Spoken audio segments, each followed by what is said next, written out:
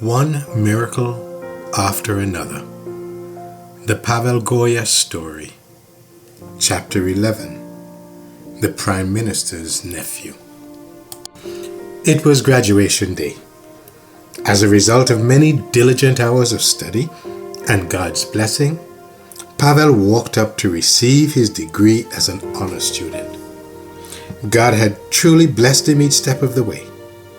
God had not only changed the Saturday classes law for him, but had also given him the same keenness of mind in each of his classes as the faithful Hebrews had in Babylon. Pavel had scored the highest of all engineering students. He knew he would never be in such an honorable position if divine providence had not overruled in his behalf. However, his hopes of beginning a career as an engineer came to an end before they had an opportunity to begin. Even though he had graduated at the top of his class, the government considered his religious affiliation a security threat because of the strategic nature of the projects employing engineers. Disappointed but not defeated, Pavel decided to try residential painting as a career option. Before he really got much paint under his fingernails, however, he knew he was not cut out to be a painter.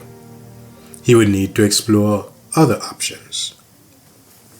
Since he had worked as a part-time photographer during his last 2 years at university, he decided that operating a photo lab might be more to his liking.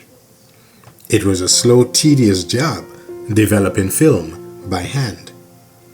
The process required the film to be hand-dipped in just the right solution for precise time periods in order for the colors to come through bright and clear.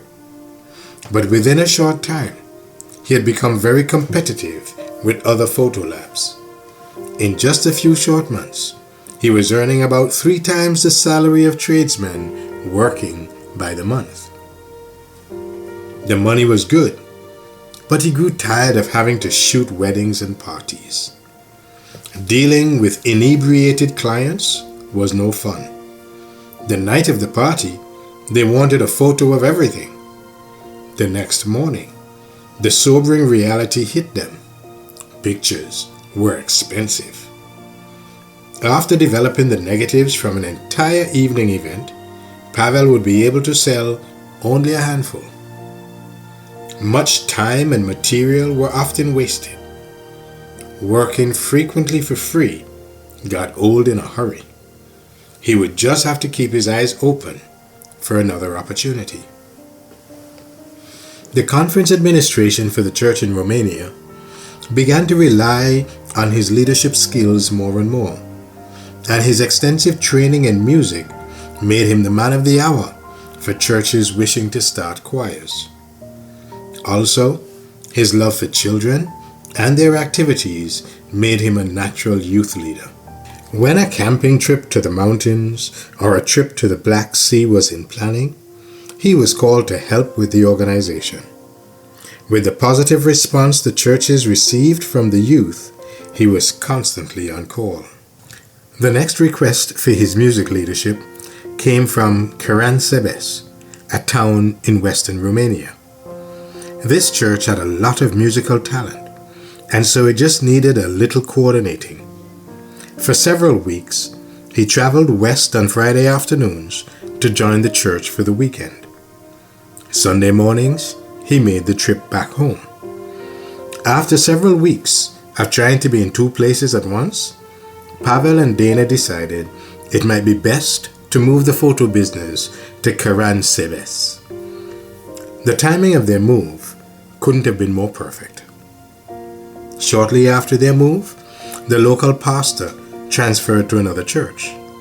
Pavel added lay pastor, youth leader, and evangelist to his previous responsibilities as organizer of the choir.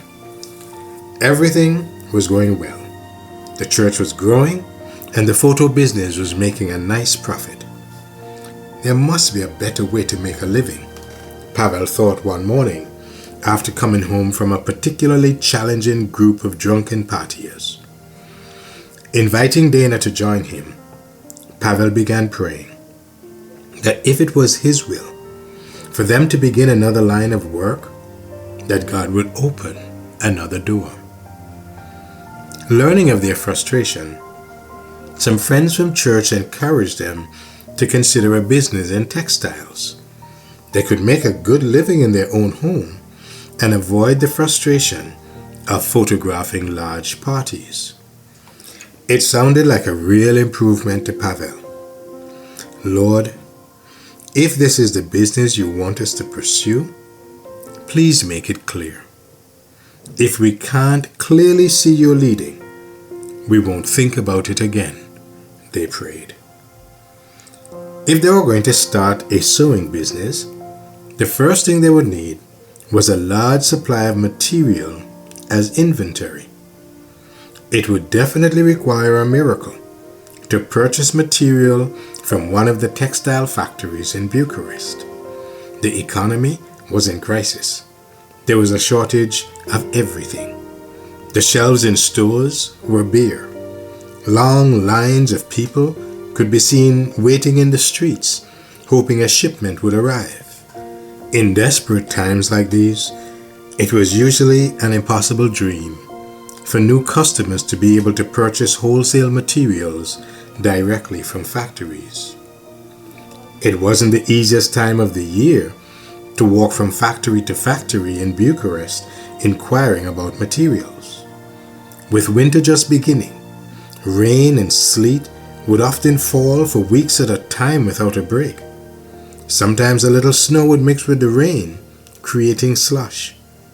The slush added further discomfort for pedestrians, and that meant nearly everyone. There just wasn't any money to buy a car or even to ride the bus. Walking was the only option for most. Arriving in Bucharest, Pavel noted the addresses of all 14 textile factories.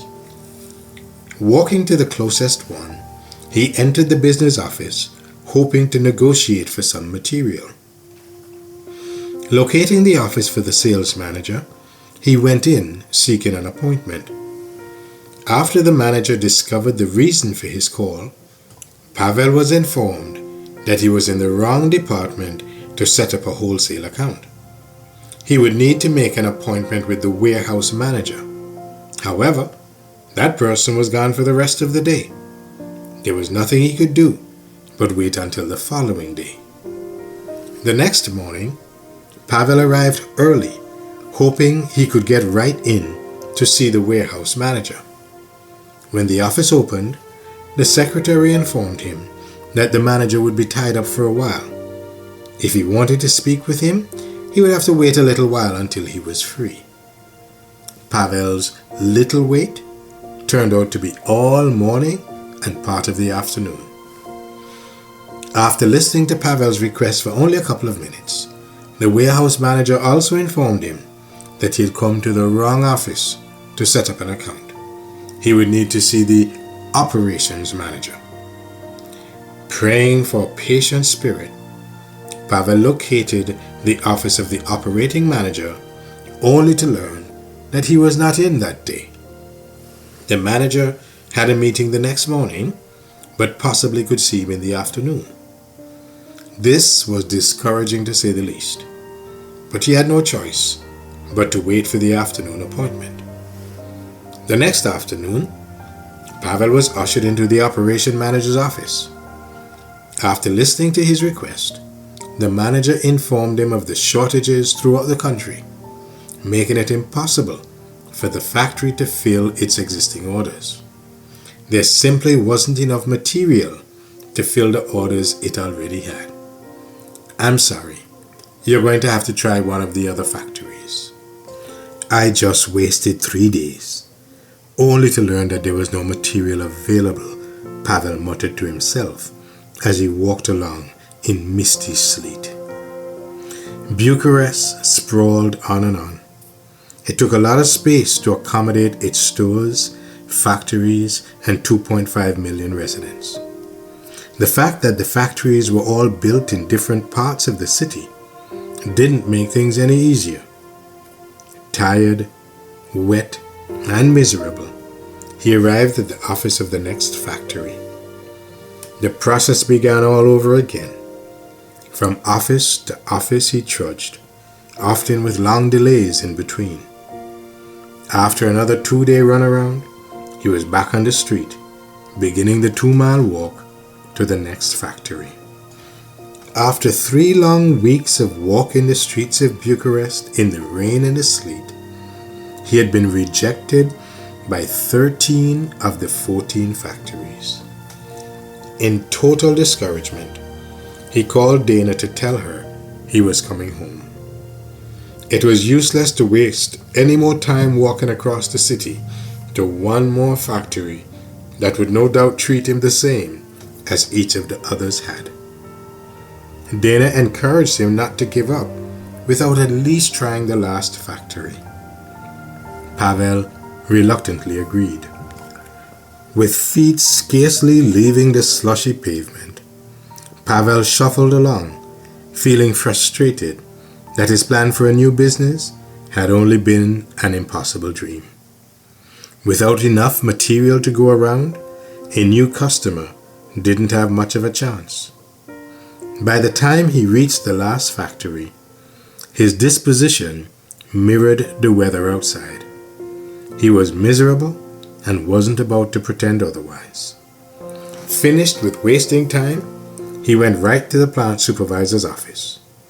Entering the office, he began the speech he had been rehearsing while walking in the freezing rain for the past 2 miles. I have come to purchase some material for my new sewing business, but I'm sure you won't sell me any. Why should you? No one else is willing to sell me any. I have walked through freezing rain and snow for the past 3 weeks, standing in lines waiting to speak to people, some of whom don't even exist, only to be informed there is no material available. I'm not really in the mood for another run around from managers at your factory today. So please don't waste my time. Just tell me right now that you aren't going to sell me any material, and I will walk right back out the door the same way I came in.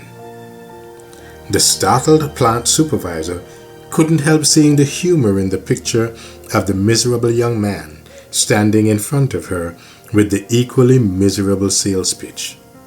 Her smile turned to laughter by the time his speech came to a conclusion. "Who are you? And where are you from?" she asked, still grinning. "It really doesn't matter, does it? We both know that you aren't going to give me any material. So why do you want to know? I told you before that I wanted to start my own business, but you weren't listening. Nobody ever listens. Why should they listen? They don't really care about anyone but themselves. So I shouldn't be surprised that you weren't listening, should I? Please, just calm down for a minute and take a breath. I'm really curious where you're from," she said, still smiling and motioning him to sit down. Ignoring her invitation, he replied, "I'm from the south." "Yes, but where in the south?" "I'm from Terneuth-Severin." The lady's eyes widened with interest. "That's where I grew up. I moved away 27 years ago and have not been back since. Tell me, how are things going there?" she inquired. Certain his time was being wasted once again, Pavel half-heartedly responded, "Everything is just fine." "Tell me your name," she persisted. "My name is Goya." "Well, how nice to meet you. My name is Goya too. What is your father's name?" "His name is the same as mine, Pavel." "How interesting. We are relatives. Your father is my cousin. Now, let's start over again.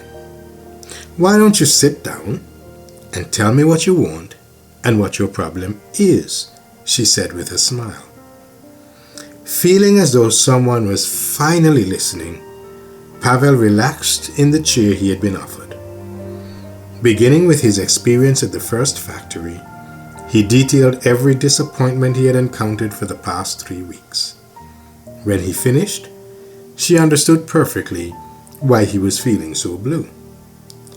Mr. Goya, this is your lucky day. My boyfriend is the Prime Minister of Romania. You just stay seated for a minute or two. I think we can have your problem solved in no time, she stated with an air of confidence. Picking up the phone, she dialed the Prime Minister's direct line. After she exchanged a few pleasant greetings, the tone in her voice changed.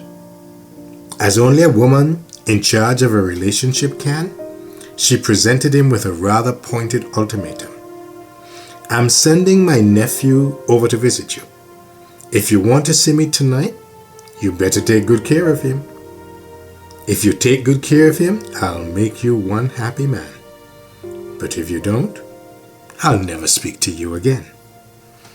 Clearly motivated, the Prime Minister instructed her to send Pavel right over to the government building with her driver, and he would be waiting for him. After thanking his benefactor, Pavel left with the chauffeur. The Prime Minister invited him to sit down and explain his problem. After listening to Pavel's dilemma, he said, I think we can take care of this without too much difficulty. Picking up his phone, he called the factories one by one, informing them that he was sending his nephew over with a government tractor trailer to select materials from the best of their best. If you want to keep your job, you will give him whatever he wants. If you don't fully satisfy him, he'll be looking for another job by tomorrow. Do I make myself clear? He said in no uncertain terms. It's amazing what just one phone call can accomplish, Pavel thought, trying not to look too elated. Thanking the Prime Minister, he joined the government driver as he went back to pay each factory another visit. It was surprising how different his reception was this time. At each factory, the managers were waiting for him. They seemed anxious to keep him smiling. He was taken to special places in the warehouse, storing the finest materials ready for export. Pavel was ecstatic as he chose from materials that most Romanians had never even been able to look at, let alone to buy. These materials were too valuable to keep inside Romania. They were always sold as exports, and now he was loading a semi-trailer full of them. From the response he received at each of the factories, Pavel assumed the managers enjoyed their present employment. They sure did all in their power to please the Prime Minister's nephew. After making his final selections at the last warehouse, the big truck was now loaded with almost 57,000 yards of the finest material available anywhere. Feeling humbled by God's providence, he thanked him repeatedly as they drove along with his precious cargo. What would Dana think when she saw a government tractor trailer pull up in their yard? The Prime Minister had even paid for the 466-mile delivery from Bucharest to Karansabes. Pavel was more than a little grateful that Dana had insisted he not come home without inquiring at the last factory. He was glad that her faith had remained strong when his had been dampened by a 3-week walk in the rain. Purchasing some used equipment, the Goyas were in business once again. From the start, they experienced God's blessing. The business grew rapidly, enabling them to hire church members who had lost their jobs for keeping the Sabbath. Pavel now had 2 full-time jobs. He was managing a thriving business and working as a lay pastor. He seldom needed to worry about what to do in his spare time. Almost overnight, the new sewing business began to boom. The monthly profits were now exceeding 500,000 lei per month. This is good money in any country's economy, Pavel thought to himself as he converted the lei to dollars. Last month's profit was 500,000 lei. That's more than $55,000. God was blessing beyond anything they could ever have imagined. Just when they thought it couldn't get any better, they received the most lucrative offer of their life. A large firm in Germany had been monitoring the growth of their business as well as the quality of their products. It offered them 2 million lei per month for a merger with their company. Together, the Goya family prayed for God to show them His will concerning the business opportunity waiting for their acceptance. The next morning, Pavel got up a little earlier than usual to seek wisdom and guidance from God. He simply couldn't move forward with such an important decision without sensing God's peace. After praying earnestly, he decided to wait until he could see God's leading. The answer to their prayers came in a most unexpected way. The following evening, the ministerial secretary for the local conference called, inviting him to become a full-time pastor. The conference administrators knew it would mean an incredible sacrifice for Pavel to reduce his monthly income from 500,000 lei to 2,600 lei. They knew nothing of the 2 million lei offer waiting for acceptance. Knowing it would be a difficult decision, they simply asked him to pray about it. Earnestly, Pavel and Dana laid their future before the Lord. By the time morning came, they both knew that God was calling them to full-time ministry. After accepting the pastoral position, they called a company in Germany to explain the reason for declining its generous offer. They quickly liquidated their business in order to focus their time and talents fully on God's service. They had one more obstacle to overcome if they were to minister effectively to church members suffering from extreme oppression and poverty. Their parishioners could never relate to them if they continued to live in their plush home filled with the finest furnishings. They also would need to sell their luxury car and drive one of the little matchbox cars that most of the working class were extremely grateful to own. They would need to live just like everyone else. Within a few weeks, they'd given away nearly everything they owned. Without a thoughtful glance back at what the world had to offer, they moved forward, thankful for the privilege to serve. Shortly after beginning his pastoral responsibilities, the conference called with a special request. It had been unable to find anyone willing to risk the consequences of transporting a large shipment of Bibles from Bucharest to the towns surrounding Pavel's district. Fully familiar with Bible smuggling from his earlier years, Pavel agreed to the task. It would be an exciting undertaking, with his little matchbox car, with gaping holes in the floorboard that allowed water from the road to enter at will.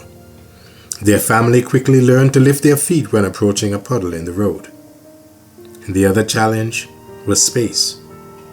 How many Bibles could his tiny car haul? With a prayer in his heart, he set out for Bucharest. Arriving at the building with stored Bibles, he quickly loaded his little car.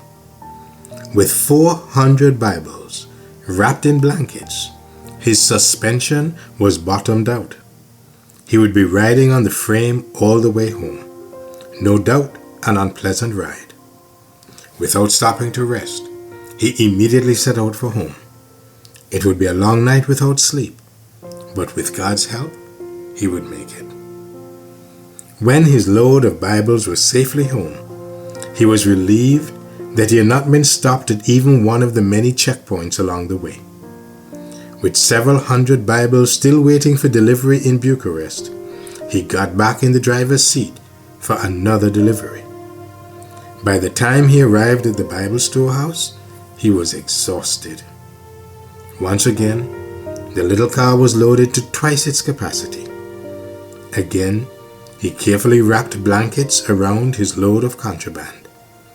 If he was stopped, he would be in real trouble. His trip home was much more difficult after driving 2 days and a night without stopping to rest. His tired eyes were pleading for a couple hours of sleep, but he pressed on, knowing the cover of darkness was his illegal cargo's best friend. After a few hours of driving, his tired body began to shut down, and he began to catch himself sleeping as he drove. Desperately, he fought to stay awake. A few miles farther down the road, he opened his eyes to find himself staring at the bumper of a parked semi-trailer at the side of the road. He had drifted onto the shoulder of a 4-lane highway, going more than 80 miles per hour. In a second, he would impact the semi-trailer directly in front of him, slicing his little car to shreds. Quickly, he jerked his steering wheel to the left, and his car careened back onto the highway. As the car screeched past the back of the semi-trailer, his rear fender caught the trailer's bumper, spinning him in circles down the highway. After one complete revolution, his car impacted the concrete median, causing pieces of the car to fly in every direction. Repeatedly, he encountered the concrete barrier, spinning and bouncing his way along until he finally came to a complete stop. Behind him lay more than 650 feet of twisted metal and broken parts. There was scarcely enough left of his car to recognize what it was. Climbing out of the mangled mess, he knew he was in real trouble. The police would be at the scene in no time. He dreaded looking into the back seat.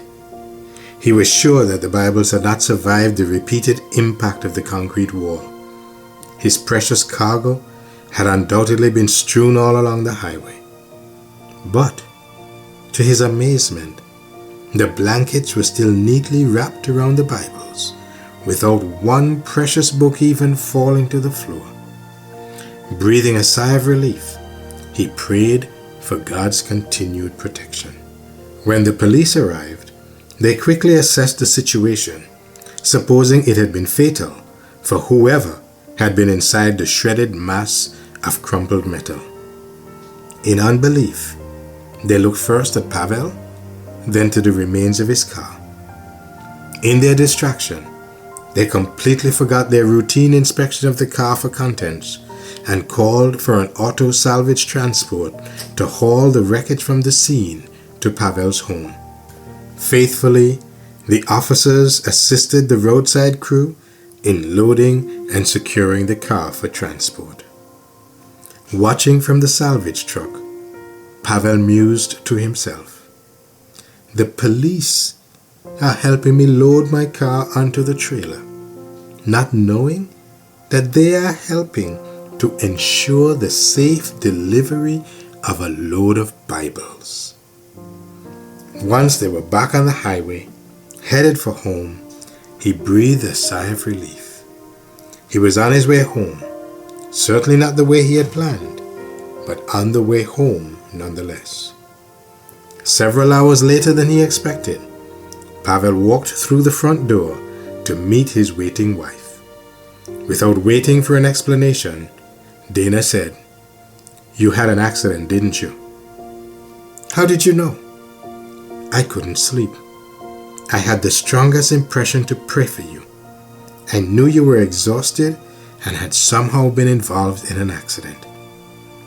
"But Dana, we've lost our car. It's a total loss. How am I going to do my visiting and continue my pastoral work without a car?" Look at that mess of a car. You should be thankful you weren't killed, Dana reminded him. And have you forgotten what would have happened if the police had lifted the blankets from the Bibles? The important thing is that you and the Bibles are both here safely. Dana was right.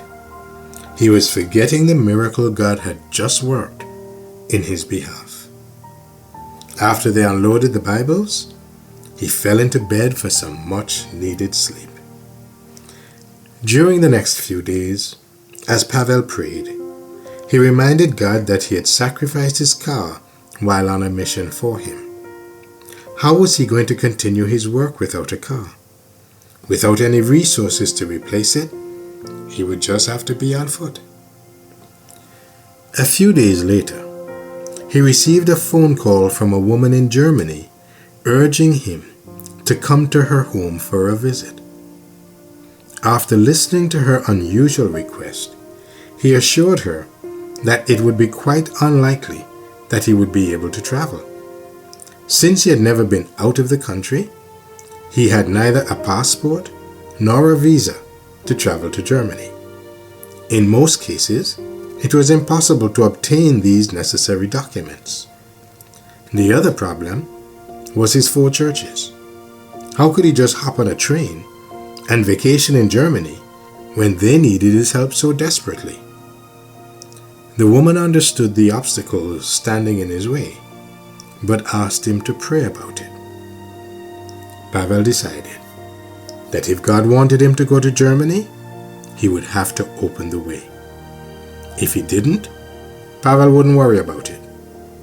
He presented his request to the conference administrators, and they agreed to advance him the money for the train ticket and 2 weeks vacation, with the stipulation he'd be back in time for the evangelistic series scheduled at his church. If God was going to open the way for him to go to Germany, a passport would be the first major hurdle. Passports were issued only at the person's place of birth. To apply, he would have to travel several hundred miles to Terneuth-Severin. When Pavel arrived at the police headquarters, the officer laughed at his audacious request. He then informed Pavel that it required at least 6 months just to apply. Pavel understood the system all too well. He had heard of people who had waited for more than 2 years without success. I'm aware of all that you say, but I still need a passport, Pavel said, looking earnestly at the officer. I have 14 days of vacation that began yesterday, so I need it now. 6 months from now it will do me no good. If you don't give it to me now, you might as well forget it. I won't be able to use it. So how do I know you will come back? You don't. The only thing you have to go on is my word. And I just said I would come back. Where do you work? The officer inquired. I'm a pastor. For several minutes, the officer sat staring at the young pastor, who obviously would not be easily dissuaded. After pondering the situation in silence for some time, the officer asked, If I don't give you a passport, what will you do? Nothing. I will just go home and go back to work.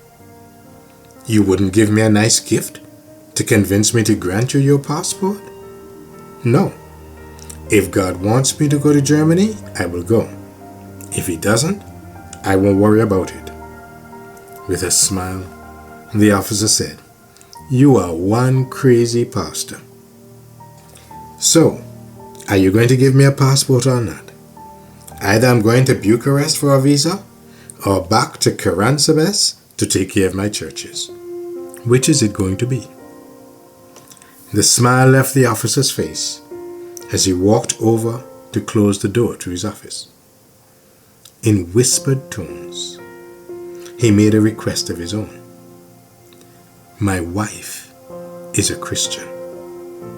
For many years I've wanted to give her a Bible. Do you have one? Opening his briefcase, Pavel took out his personal Bible. "You can give her mine," he offered. "Go and get your picture taken and come back in an hour," the officer said, reaching for Pavel's forms. 40 minutes later, Pavel returned to find his passport ready and waiting. This was truly amazing. In less than an hour, God had arranged for the passport he held in his hands, a process that normally took months or even years. His next stop would be Bucharest for a visa. In Bucharest, he waited in another long line at the German embassy. The lady in charge of registering informed him that he would have to come back in 10 days. "I don't have 10 days. I have a 14-day vacation that began 2 days ago, which means I only have 12 days left. If I don't get a visa now, I won't be able to use it. I'm sorry, but we make no exceptions. The rules are the same for everyone. If you want to register, you will just have to put your name on the list and wait your turn." Reluctantly, Pavel walked over to add his name to the long list. As he turned to leave, he heard the woman call to him. "Wait, just a minute. I see your name is Goya." "Yes." "Someone from Germany has pre-registered you, including all your fees and deposits. If you want to come back in the morning, I will have your visa ready." The next morning, Pavel walked out with a visa in his hand. He knew God was working. It was unheard of to obtain a passport and a visa in only 2 days. He had agreed to go on this errand only if God opened the way, and he certainly had so far. Waiting in line for his transit visa through Austria, he prayed, "Lord, I don't believe you want me to be in debt to the conference office for all these travel expenses. Please help me find a way to Germany without having to spend all this borrowed money. You have opened the doors so far, and I know you can find a way for me to get to Germany without paying all this money for the train." No sooner had he finished praying than an elderly gentleman announced to those waiting in the line, "If someone with a driver's license is going to Germany, I will let them drive my car and I will pay all the expenses." Approaching the gentleman, Pavel offered to be his driver. Agreeing it would work well for both of them, the gentleman announced that he wanted to leave the first thing Saturday morning. "I'm afraid that's going to be a problem. You see, Saturday is the day I worship God, and I don't want to spend the day driving." It really did seem as though it would be good for us. "I'm sorry it didn't work out," Pavel said with a little disappointment in his voice as he walked back to his place in line. After a few minutes, the same gentleman approached him, offering to rearrange his schedule. "I don't trust any of these people. They may leave me in some dark place in the woods and take my car and my money. But if your convictions are so strong that you won't break your Sabbath, I'm sure I can trust you. We'll leave first thing Sunday morning." Driving the gentleman to his destination in Germany, Pavel boarded the train for Frankfurt. As he stepped from the train, he found the kind woman waiting for him. Taking him to her home, she invited him to shower and rest for a while. When he was rested, she said, she would take him on a 3 or 4 day tour of Germany, and after they came back, she would tell him the reason for his invitation. Without even sitting down, Pavel responded, "I'm afraid I don't have time for any tours. Please tell me the reason for my trip. If I can help you in any way, I'll be glad to do so. If not, I'll just get back on the train to Romania to prepare for our evangelistic crusade." "You came all this way to Germany. I just wanted you to enjoy it for a few days before rushing off," she said, smiling at his dedication. I'm sorry, I just can't spend the time right now, Pavel responded graciously. Well then, I might as well tell you the reason I called. God has blessed us tremendously this year. My husband and I each have 2 cars. Recently, I purchased another one. We simply don't need all of them. When I learned you wrecked your car transporting the Bibles we shipped to Romania, I decided you were the one to whom I wanted to give my extra car. So I would like to replace your car and send you home with a few gifts for your family. Taking him to the Department of Motor Vehicles, they changed the title and registration to his name. Next, they purchased an insurance policy, enabling him to travel back to Romania. Within a couple of hours, the paperwork was complete. Pavel now owned an American-made car that was luxurious compared to his little matchbox car with missing floorboards. With less than 20,000 miles on it, his new car really was as good as new. After one quick day with his kind benefactors, Pavel began his long drive home. Almost as soon as he got on the highway, he heard a voice urging him to drive faster. The voice came again and again, until he felt as if he were flying. Never had he driven so fast in all his life. He was thankful to be in such a new car, traveling at speeds up to 110 miles per hour. Each time he slowed down a little, the voice urged him to speed up. He felt as if he was flying across European countries. When he reached the Romanian border, a line of cars longer than he had ever seen were waiting to enter. What's the reason for all these cars, he wondered. Inquiring of another motorist, he learned that Romania had passed a law that day specifying that cars more than 8 years old would not be admitted into the country after midnight tonight. It was 9 p.m. In just 3 hours, it would be impossible for him to bring his new car across the border, for his car was 8 years and 3 months old. The voice that had repeatedly urged him to drive faster spoke to him again. This is the reason you needed to go so fast. Calculating the time it was taking for each car to clear the border, he knew he hadn't arrived a moment too soon. At 7 minutes to midnight, he pulled up to the country line. When his paperwork was complete, he drove slowly ahead while watching the cars behind him waiting to clear. Just 2 more cars in lanes on either side of his were allowed to cross. The officers then closed the gate. The sobbing motorists next in line pleaded in vain to cross into Romania. The law was the law. It was darker than midnight for hundreds of weeping motorists unable to cross the border. As Romanian citizens, their cars were now useless. The urgency to drive at breakneck speed was gone.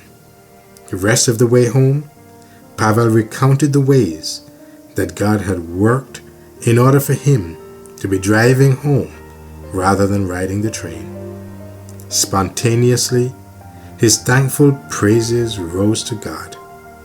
"Thank you, Father," he whispered over and over. God had certainly never forgotten his promise to take care of him. Even though it was 4 a.m., Pavel couldn't resist surprising Dana. Knocking on the door, he enlisted her help to carry in his things. Rubbing her tired eyes, she asked, "Did you leave your things out in the street?" "No, they're all in the car," Pavel replied. With curiosity mounting, Dana asked, "Did you borrow someone's car?" "No, it's ours. The car is a gift to replace the one we lost."